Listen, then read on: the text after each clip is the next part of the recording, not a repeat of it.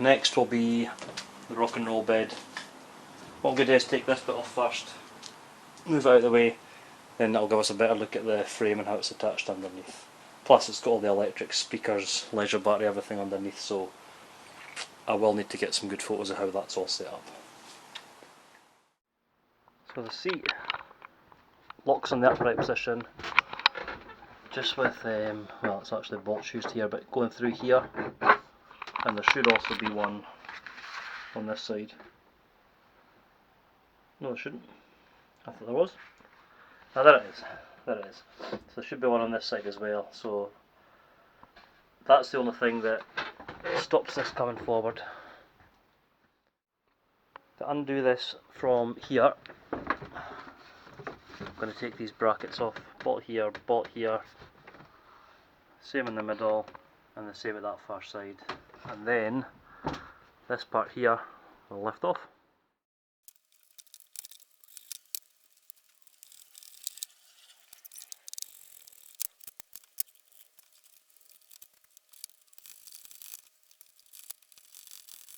That should be it.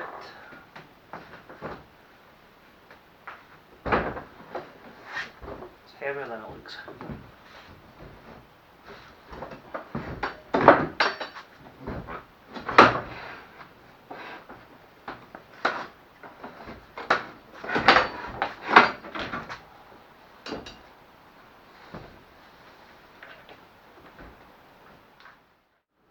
Fire extinguisher, which is probably out of date, to be honest. It's almost rusted at the top. Let's see if I could find a date on this thing.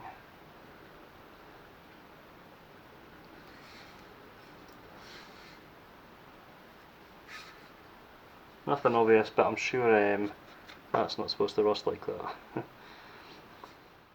Underneath, so the power hookup, extra hose for the gas bottle, a few stents for the bed, and odd bits of rubbish and vinyl. I'll need to empty that there. So yeah, get rid of all this and let's see what the metal's like underneath. Okay, next to come off is the extra leisure battery that this one has. There's one in the engine bay and there's another here, and it's two basically quick release connectors.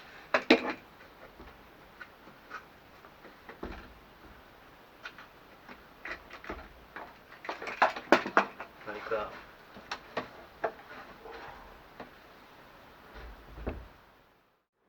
Okay, before I think about moving this frame here, when I got Poppy there was an extra leisure battery wired in along with wiring for the speakers, isolator switches, etc. So I don't know exactly how that's all been done or how well it's been done.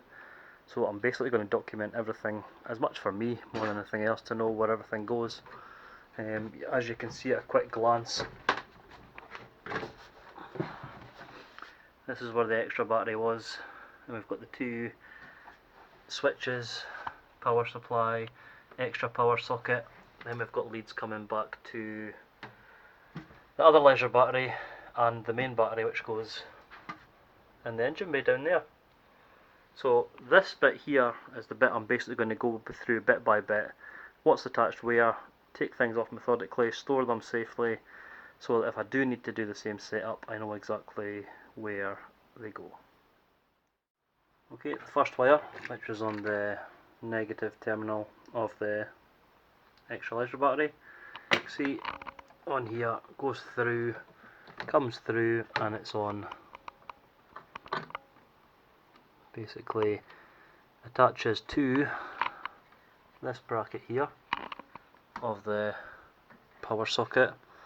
It is then also attached to an earth wire, which is attached on here. So what I need to do is just obviously pick all these cable tidies off and wire it back through here.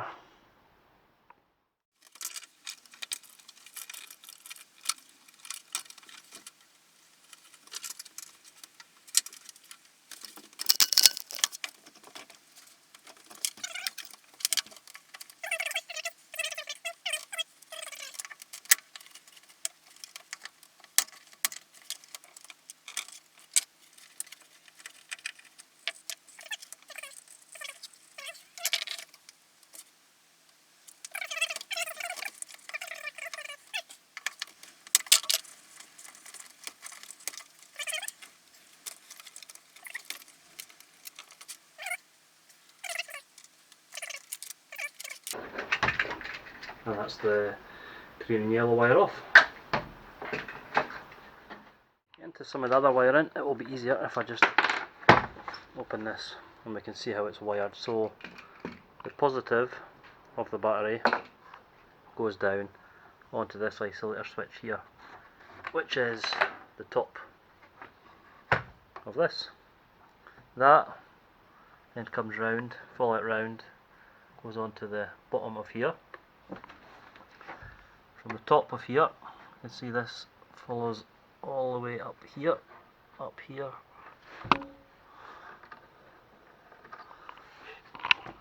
round here, and onto this switch here, on here.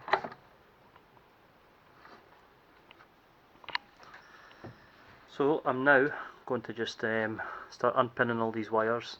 I'm just going to take these isolator switches off and leave these attached here.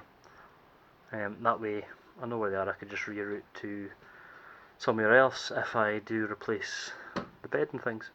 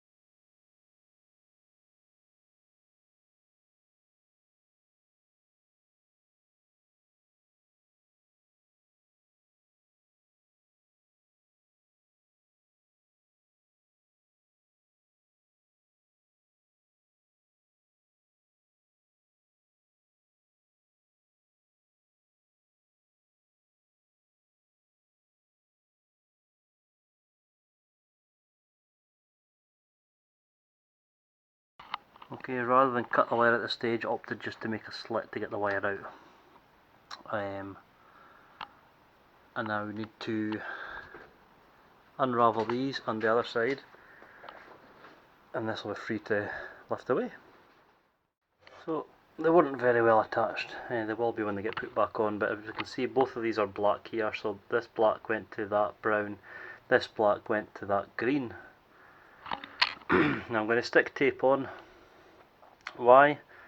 Probably get a few people saying it doesn't matter, you should know what goes where, but it's an old vehicle, people's worked on this before, so I don't know which colour is correct. You know, it might not be the standard colour, it might just be the colour that the person who last fixed it had there to work on. So at this stage everything is getting labelled, photos and documented on this, because it'll make it easier in the weeks, months, possibly years down the line when it comes to putting it back together. And onto the other side, has been disconnected, labelled. Yeah, so now this is ready to lift free from the van and we can have a look at what's left. Not the light this time.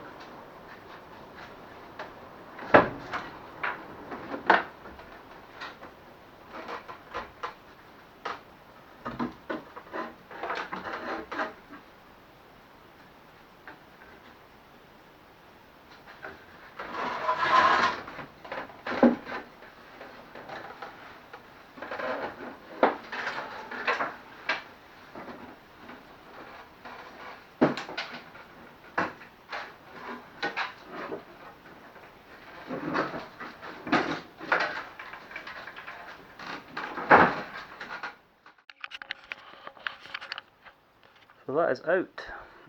What I will notice, or what I will point out that I noticed, not got much room left in here now, but all of the bottom here is quite rotten, wet, and that obviously corresponds to this area around here, which is obviously where the water's been running down and sitting. So it's not until I get all this sanded back I find out if this is rotten or if it's surface rust. It looks like surface rust, and maybe I've caught it in time, but you never know. until it's sanded back. But onwards, I'm going to get these off first.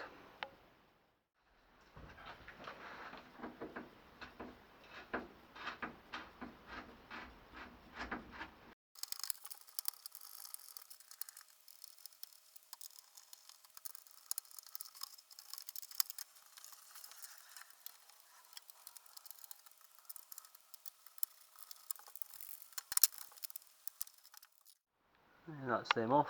So there's a piece of wood in there that was attaching the two panels onto. I need to remember to put that back on. Quite glad that I took all this off, because it gives me a good look at the metal behind, and it means I can actually get in and see what state the metal's in on this side and repair what needs repaired.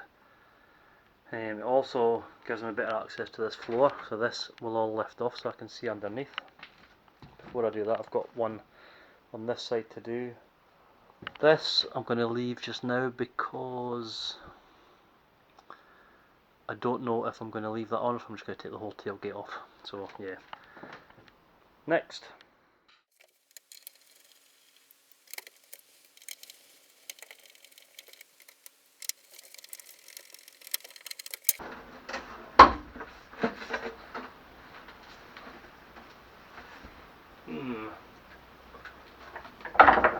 A lot of expanded foam.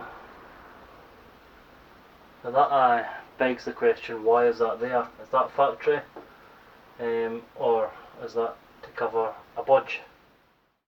So that's the sides off these, just so I remember, because I'll get new ones. Look about 20mm length. I think the last thing I'm going to do today is get this board up, and it should just lift. The only thing holding it down was the side bit here, but now it just does lift off. Not looking forward to seeing the floor underneath, because it did look a bit damp, so hopefully it's not been trapping water, but one way to find out. And it's heavy, so I'll get this off and then we'll see what we're dealing with then.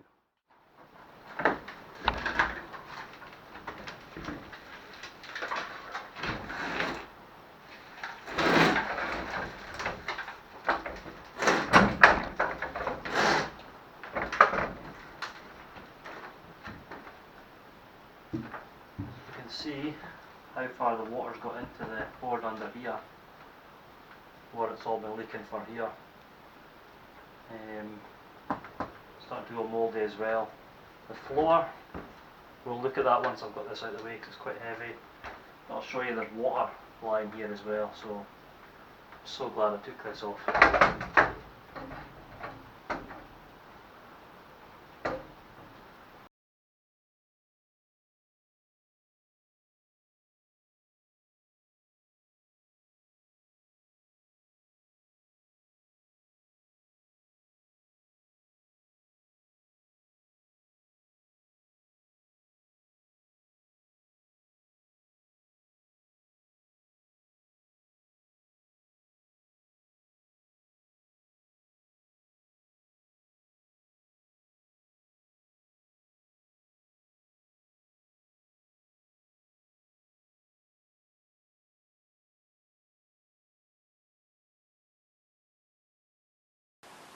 So some good progress today.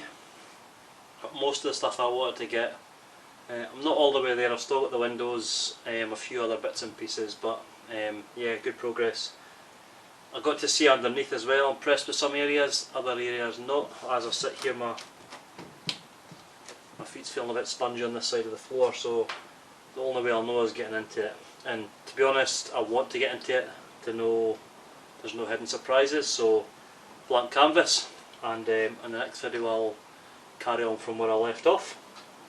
So I'll end that one there. I'll say thanks for watching, take care, and I'll see you in the next video. Cheers!